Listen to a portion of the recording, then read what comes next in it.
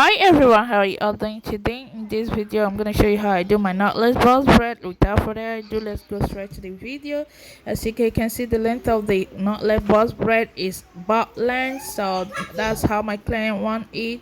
I'm going to show you all the secret you need to know to make your box braid to look so neat and tight at the same time. So if you're interested in the tutorial, just keep on watching. The braiding hair that I use is color 1B stroke 27. It's already stretched, so there is no need to stretch it. So after that, I have to go ahead to start sectioning the hair, and she want like a medium box braid. I section out the hair.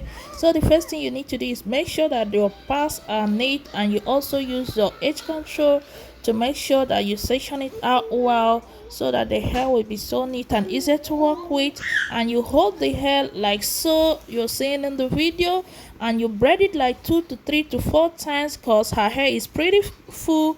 As you can see on the video, her hair is full, so I make sure I braid with her natural hair like up to 4 times, so that the root will be so tight. And I start by adding the braiding hair.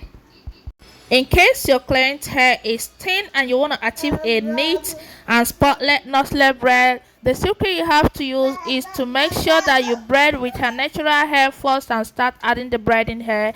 By so doing, the hair will come out so tight and so neat. As you're adding the braiding hair, make sure that the first one you're going to add is gonna be smaller, because you don't want the root to be too bulky, and the second one is gonna be a little bit bigger than the first one, and you maintain the volume, so that after you finish the box braid, you want the box braid to be the same. You don't want one to be bigger and the other one is smaller.